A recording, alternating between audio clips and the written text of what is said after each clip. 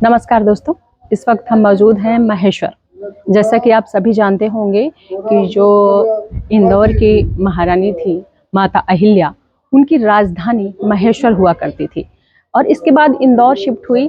तो आज भी मैं आपको दिखाऊंगी कि जब महेश्वर राजधानी थी नर्मदा के किनारे, तो कैसा उनका राजवाड़ा था, उनका घर कैसा था। तो सबसे पहले मैं यहाँ से स्टार्ट करूँगी।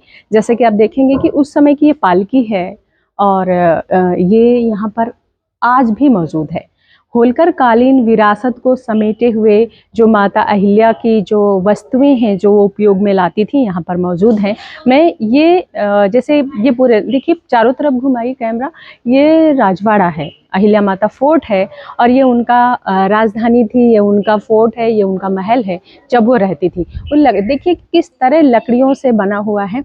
अब ये है कोठार गृह जो यहाँ पर ये जो उस समय की सारी चीज़ें ये देवी अहिल्याबाई होलकर के जो पारिवारिक जीवन की कुछ महत्वपूर्ण चीज़ें हैं जो आज भी मौजूद हैं। जैसे कि जो वो उपयोग करती थी वो सारी चीज़ें। लेकिन एक चीज़ मैं बता दूं कि सब लकड़ी से बना हुआ है और आप देखो कि होलकर कालीन विरासत को समेटे हुए ये देखिए उनके जो हथियार हैं, जो औजार हैं, उस समय की आप देखिए कि क्या पद्धति रही होगी, किस धातु का उपयोग किया गया है कि आज भी जीवन नजर आते हैं। और ये खुला रखे हैं, इतना ज़्यादा मेंटेन नहीं है, इसके बाद भी देखो कैसे बनाते थे, क्या करते थे। ये वो हथियार है जो वो युद्ध में या ऐसे यूज़ करते थे। उस समय की कुछ प्रतिमाएं हैं। और ये जो वुड है आप देखेंगे कि ये जो नक्काशी है, आप देखो कितनी जो लकड़ियों से बनाया गया महल है ये। और पहले राजवाड़ा भी लकड़ियों से ही बना था, महेश्वर फोर्ट भी लकड़ियों से बना हुआ है, कितना प्राचीन है।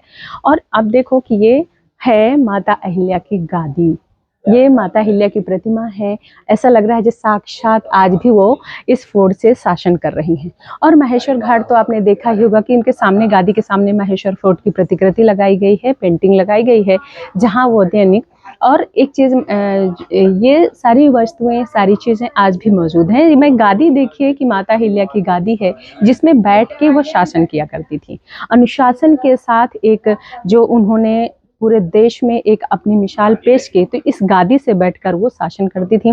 यहाँ पर होलकर कालीन सारे जो राजा हुए, चाहे श्रीमंत महाराजा हरिराव होलकर हों या महाराजा खंडेराव होलकर, श्रीमंत तुकोजीराव होलकर, सारे जितने जो महाराजा हुए जिन्होंने शासन किया होलकर राजवंश में, वहाँ पर उनकी प्रतिकृति लगाई गई है।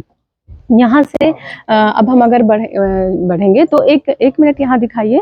ये जो होलकर कालीन जो राज्य चिन्ह हुआ करता था वो भी अहिल्या गादी के पास दर्शाया गया है। ये होलकर कालीन का राज्य चिन्ह था जो उनके ध्वज में, और जब वो किसी आदेश पारित करती थी तो ये राज्य चिन्ह हुआ करता था।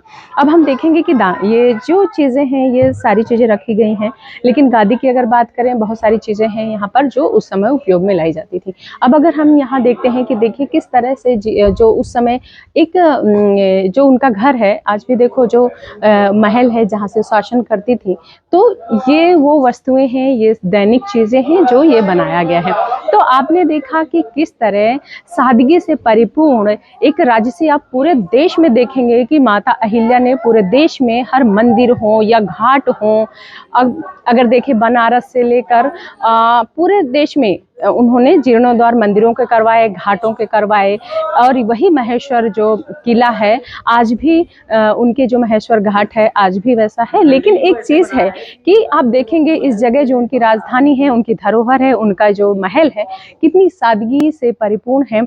कोई विलासिता जीवन से, एकदम सादगीपूर्ण जीवन से पूरा महल लकड़ियों के बीच। वो ये आंगन देखो कि जनरली जब हम कोई महल देखते हैं तो आंगन देखने को नहीं मिलता, लेकिन एक जो माता अहिल्या की देखिए कि एक आंगन है, आंगन में पेड़ है। कहते हैं कि ये जो रुद्राक्ष का पेड़ है और ये माता अहिल्या के समय के पेड़ हैं। रुद्राक्ष का पेड़ है और आंगन में मौजूद है। तो आप देखिए कि रुद्राक्ष का पेड़ जनरली पाया नहीं जाता है, लेकिन माता अहिल्या को कहते हैं शिव, बहुत बड़ी शिव भक्त थी। और जब भी वो कोई सरकारी आदेश पारित करती थी तो वो अपना नाम न लिख के नीचे उनके हस्ताक्षर होते थे, जिसमें शिव आज्ञा से उनके हस्ताक्षर होते थे। तो कुल मिलाकर आप देखें कि वही जो शिव जी का ही एक उनकी भक्ति का ही आप यहाँ साक्षात देखने को मिलते हैं कि उनके आंगन में रुद्राक्ष के पेड़ आज भी मौजूद हैं और चारों तरफ वो आंगन में आज ऐसा लग रहा है जैसे उनकी गादी पर वो विराजमान होकर आज भी महेश्वर राज्य को संचालित करती हैं, जो घाट पे हमें देखने को मिलता है।